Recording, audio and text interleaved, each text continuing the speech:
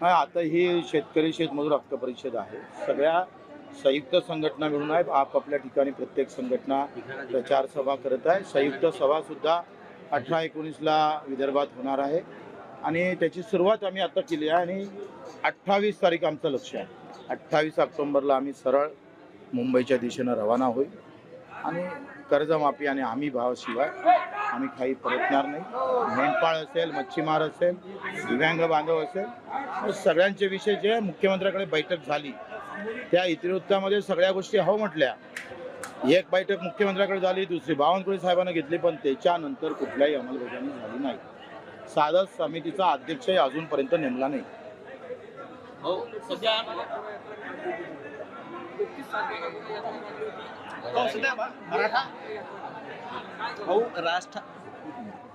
पण काय झालं म्हणजे आता चालू आहे. कसं आहे, असं नाही आहे का 2-3 हजार कोटीची मागण्या. या मागण्या मोठ्या आहे.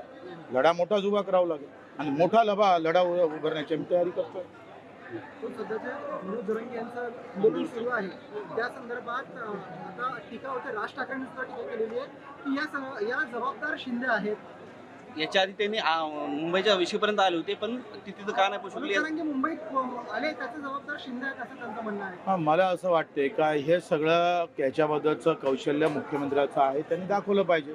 ते राज्याचे प्रमुख आहे. एखादं आंदोलन कसं हाताळायचं, कशा पद्धतीनं समोर जायचं, हे ते मुख्यमंत्र्याचं काम असतं ना. मला असं वाटते का आमची ही शेतकऱ्याची लढाई आहे. शेतकऱ्याच्या लढाईमध्ये कुठल्याही जातीपाती धर्माचा उल्लेख न करता ही लढाई मजबूत होणं गरजेचं आहे. आज जर या सगळ्या संदर्भात बोललो तर माझा सगळ्याच भागातल्या सगळ्याच जातीतला शेतकरी आहे.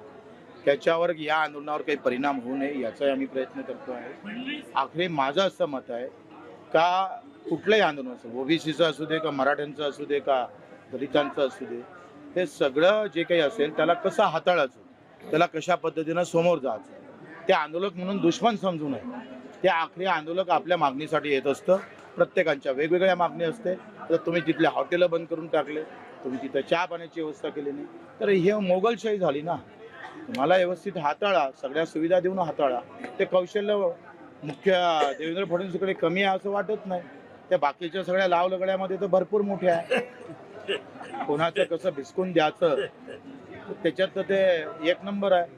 मग आता हे आंदोलन कसं हाताळायचं हा त्यांचा प्रश्न आहे ना. हो, आपण भाषणामध्ये म्हटले देवेंद्र दुष्काळ पडल्यानंतर कर्जमाफी करणार असे बोलले.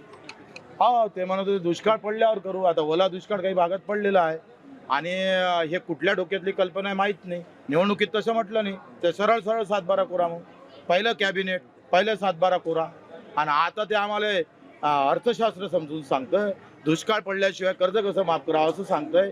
मग कमी भाव भेटला त्याचं काय? 6,000 रुपये भाव देणार होते सोयाबीनला तुम्ही. मग आता 11% आयातकर कमी गेला, उद्या कापसाचे भाव कमी झाले तर तुम्ही हमी भावानं विकत घेणार आहे का आमचा कापूस?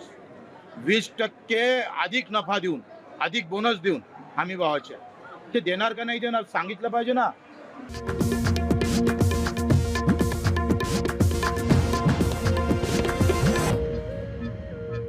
नमस्कार, मी अनिल श्रीधर पानसे.